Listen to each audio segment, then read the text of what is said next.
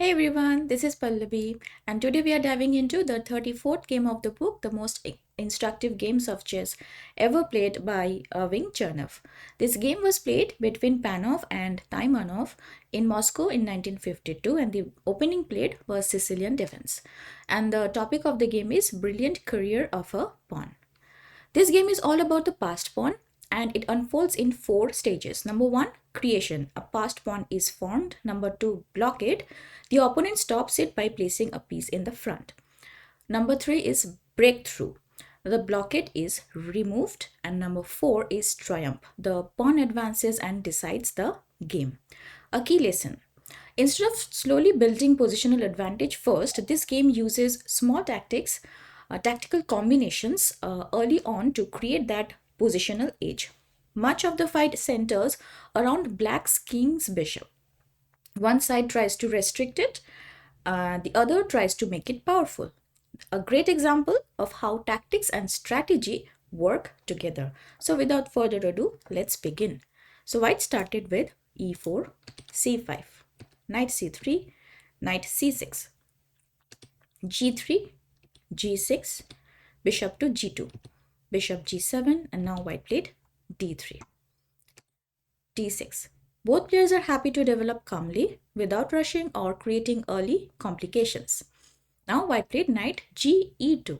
The knight develops here instead of f3, so it doesn't block the f pawn.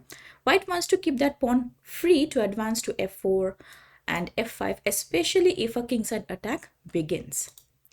Now black played rook to b8. The rook steps away, not just to escape the line of white's king's bishop, but also to prepare a counterattack with b5 followed by b4. Now white played kingside castle. Black played b5, white played f4. b4 attacking the knight, and now white played knight to d5. White plans to follow up with c3 and then d4. These moves would build a strong pawn center and at the same time limit the activity of black's king's bishop.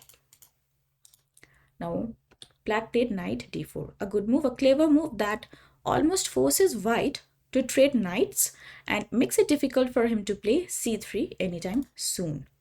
Now white played knight takes d4. If c3 right now, then knight takes e2 check, queen takes e2, e6, knight e3, and now b takes c3 wins a pawn for black.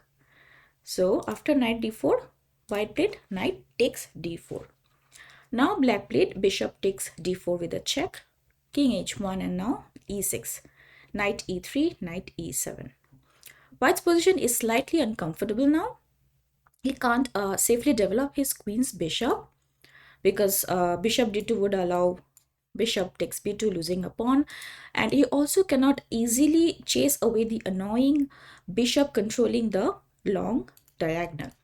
But white finds a neat little move. It either prepares c3 to kick the bishop away or opens a file for the queen's rook, giving him active counterplay, which is a3, a subtle trap. If b takes a3, then rook takes a3, threatens c3. Because if bishop takes b2 right now, then that's a blunder. Why? Because of bishop takes b2, rook takes b2, queen a1, and queen b6, supporting the rook. Now knight c4 and white wins a whole rook. So after a3, now black played castle on the king side. White captured a takes b4, c takes b4, and queen e1. Once again, the idea is to play c3 followed by d4, building a strong center and gaining more space. Queen c7.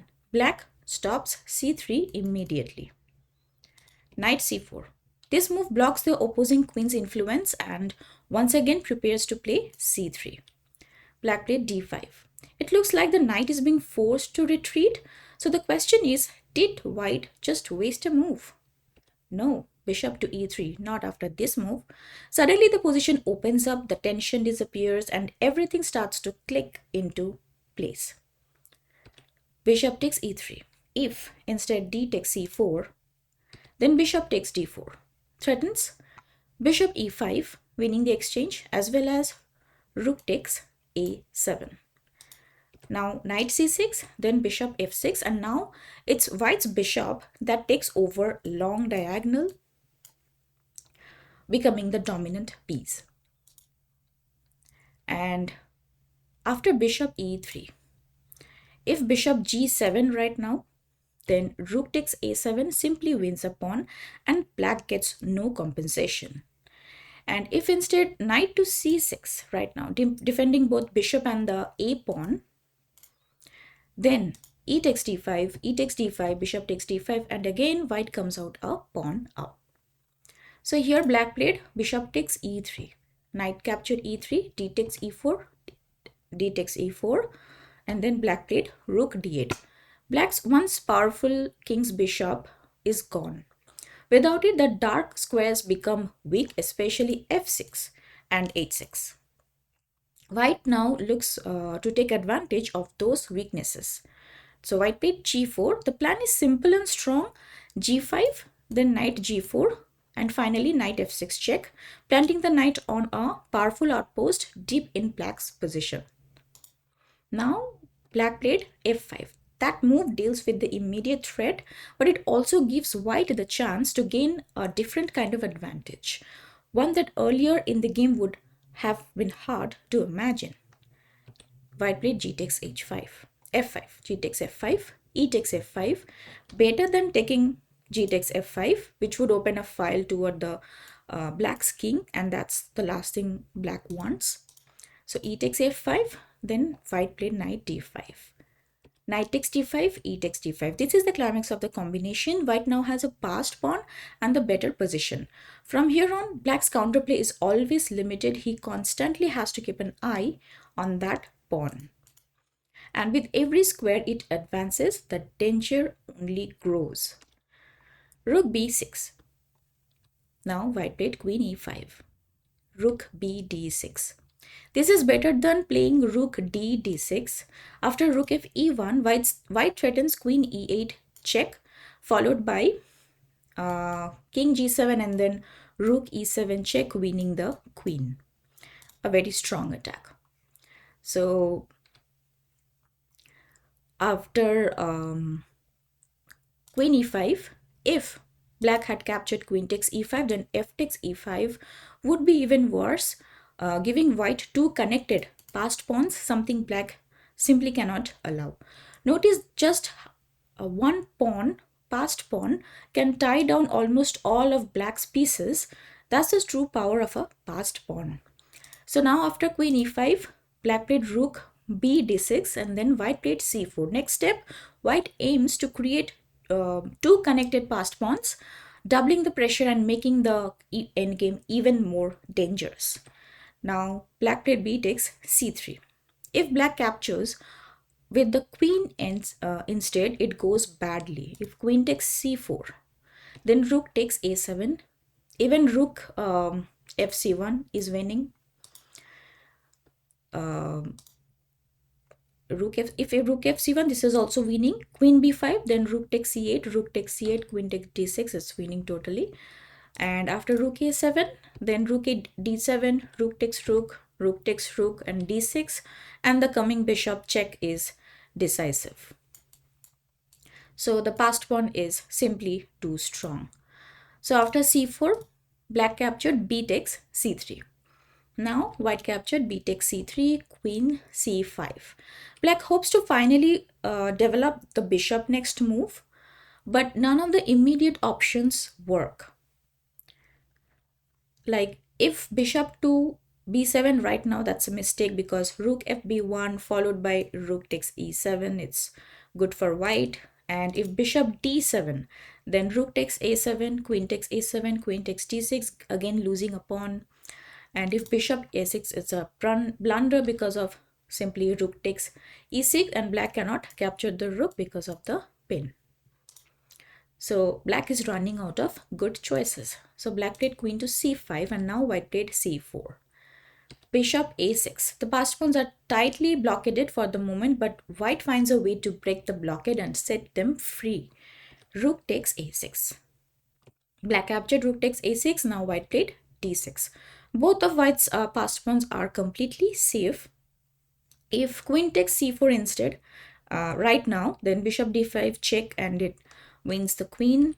If queen takes d6, then bishop d5 check, king f8, queen h8 check, king e7, queen g7 check, king e8, and queen f7. It's a checkmate. So after d6, black played queen takes e5, then f takes e5. So white now has 3 connected passed pawns. More than enough compensation for sacrificing the exchange. Those pawns are a force of nature.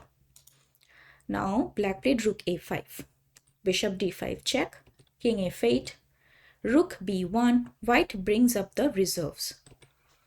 King g7. The king steps aside to stay safe, otherwise rook b7, then h5, let me show, rook b7, then h5, then rook h7, then threatening to play rook h8 and skewer, so king e8, and then bishop to c6 check, and black would lose a rook. So hiding the king is the only way to avoid the tactics. So king to g7, white played rook b7 check, king h6, king g2, rook a2 check, king f3. Now rook a3 check. Now white played a blunder, which is king to e2, but king f4 was better. So after king e2, now black played f4. Now it's totally equal. Black threatens rook e3 check followed by rook takes e5, which would finally remove one of the white's dangerous passed pawns. So now white played king to d2, and after that rook e3, rook e7, rook b8. Black tries to activate the other rook, aiming for counterplay. If white isn't careful, black could create threats of perpetual check or even a surprising checkmating attack. So white played bishop to b7, stopping the threat of the rook coming into the 7th rank. a5, d7. Now black played a blunder, rook to b3. Even if instead of rook b3, better was to play a4, because what white was planning is to play rook e8, then rook takes b7, a d8 queen, but then rook b2 check. After this, there are 2 options, like one is king d1.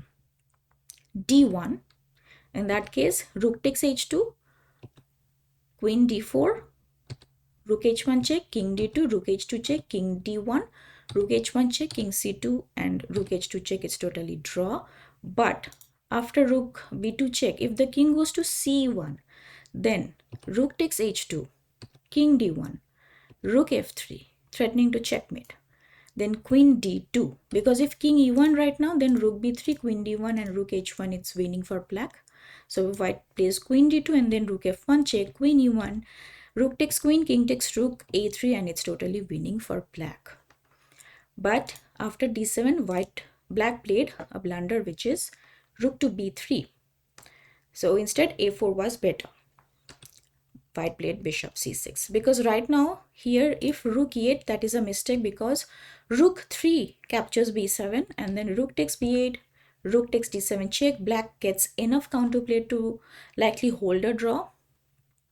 But instead of rook takes d7, if black goes rook takes b8, that would be a blunder, because of e6 would quickly win for white. So after bishop c6, black played rook b2 check, king c3, rook 8 b3 check, king to d4, rook d2 check, king c5, f3, rook f7, f2. Now white played a good move, rook takes f2. After rook takes f2, d8 promotes to queen, rook f5, and then king d6. Now after this, rook d3 check, bishop d5 blocking it, a4, e6, rook d6, queen h4 check, king g7, queen d4 check, and it's a double attack. Rook f e5, queen takes e5 check, rook takes e5, king takes e5, and then a3, and now white played c5 and black resigned. So that was the game. Let's look at some key lessons learned from this game. Number one, passed pawns are powerful. They force your opponent to focus on stopping them. Number two, blockades can be broken. If your pawn is blocked, look for ways to remove the defender. Number three, connected passed pawns are deadly. Two or more together can decide the game. Number four, tactics can improve your position. Not every combination is about winning material. And number five is always watch for counterplay. Even a losing side can create threats. So that was the game. I hope you learned something from this game as well.